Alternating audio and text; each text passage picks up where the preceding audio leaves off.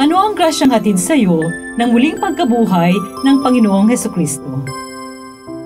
Magandang unang araw sa buwan ng Abril, kapanalig. Lunes ngayon sa oktaba ng Pasko ng Pagkabuhay. Pasalamatan natin ang Panginoong Hesus na muling nabuhay. Siya ang bukal ng ating pag-asa sa patuloy nating paglalakbay sa buhay. Ang nagbibigay katiyakan na may solusyon ang bawat problema, na may liwanag tayong tinatanaw pagkatapos ng kadilimang ating nararanasan. Muli nating ihabilin sa Panginoon ang buong buwan ng Abril at hilinging pakabadali ng bawat sandali sa paggawa ng mabuti. Ingatan tayo at gabayan sa buong buwan at pagkalooban ng pang-araw-araw nating pangangailangan. Pagbati po ng happy birthday sa lahat na nagdiriwang ng karawan ngayon at sa buong buwan ng Abril. Ipagkaloob nawa ng Panginoon ang taimtim na hangarin ng iyong puso. Ito po ay Sister Lines ng Daughters of St. Paul.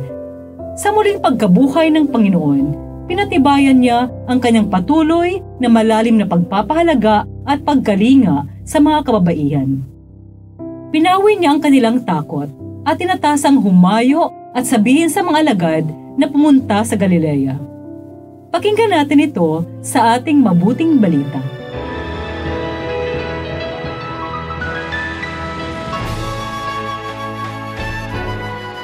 Agad na iniwan ng mga babae ang libingan na natatakot at labis na nagagalak. At tumakbo sila para balitaan ang kanyang mga alagad. Nakasalubong nila sa daan si Jesus at sinabi niya, "Kapayapaan." Paglapit sa kanya ng mga babae, niyakap nila ang kanyang mga paa at sinamba siya. Sinabi naman ni Jesus sa kanila, "Huwag kayong matakot. Humayo kayo at sabihin sa aking mga kapatid na pumunta sila sa Galilea. Doon nila ako makikita." Samantalang pabalik ang mga babae, nagbalik naman sa lungsod ang ilang mga bantay at ibinalita sa mga punong pari ang lahat ng nangyari. Nakipag-usap naman ang mga ito sa mga matatanda ng bayan, kaya kumuha sila ng sapat na halaga at ibinigay sa mga sundalo at tinagubilinan silang, "Sabihin ninyong dumating ng gabi ang kanyang mga alagad at ninakaw ang katawan habang natutulog kayo.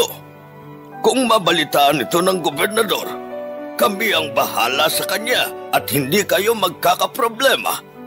Tinanggap ng mga sundalo ang pera at ginawang itinuro sa kanila at laganap pa hanggang ngayon ang kwentong ito sa mga Hudyo.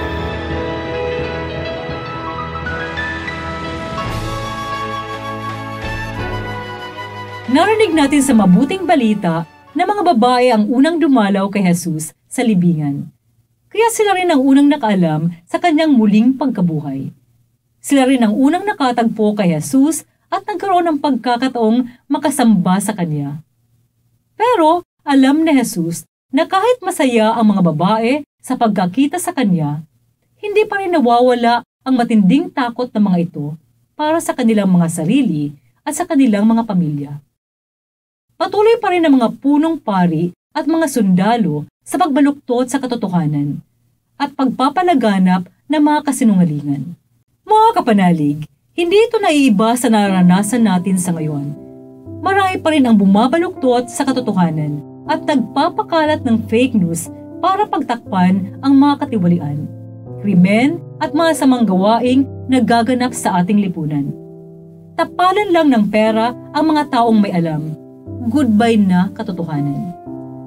Halimbawa, pinalalabas ng mga nasagap nating survey na maganda ang kalagayan ng ating ekonomiya, maayos ang pamumuno ng kasalukuyang administrasyon, at marami di umano ang kontento at natutulungan kaya nagbibigay sila ng mataas na ratings.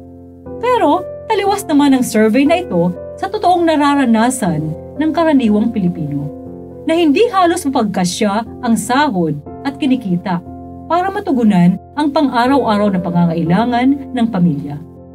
Hindi mapigilan ang pagtaas ng presyo ng mga pangunahing bilihin, katulad ng bigas, gasolina, gamot, at maging pamasahe. Bakit tila yata hiwalay ang pinalalabas na katotohanan sa tunay nating nararanasan?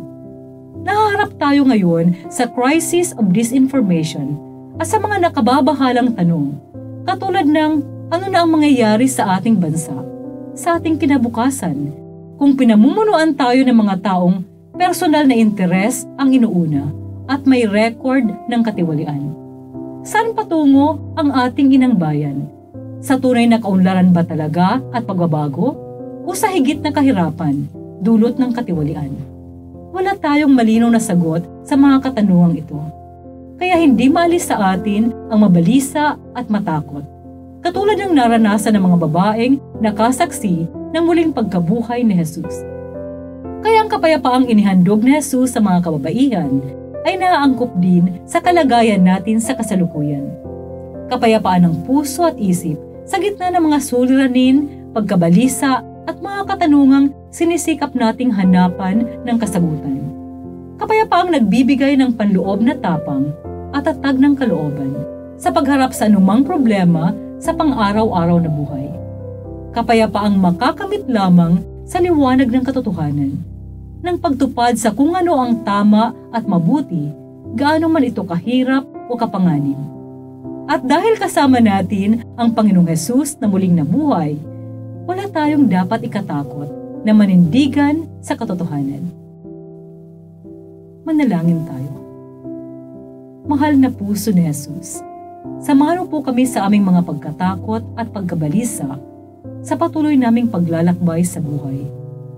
Loobin mo pong ang iyong muling pagkabuhay ang paghugutan namin ng lakas at pag-asa na may liwanag kaming tinatanaw pagkatapos ng kadilimang aming nararanasan. Dagdagan mo po ang aming pananampalataya at pagtitiwala sa iyong walang hanggang awa. Amen.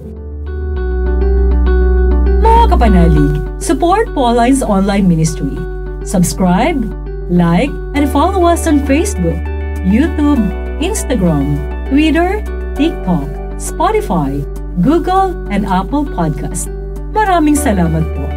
At sa lahat ay bumessage sa amin na humihingi ng panalangin para sa iba't ibang intensyon. Asahan po ninyong kasama nyo kami sa pagdarasal na ipagkaloob ng Diyos ang inyong mga kahilingan. Ito po muli si Sister Lines ng Daughters of St. Paul na nagpapaalalang sa mga pinagdadaanan nating pagsubok sa buhay. Umugot ng kaliwanagan, lakas at pag-asa sa Panginoong Hesukristong muling nabuhay.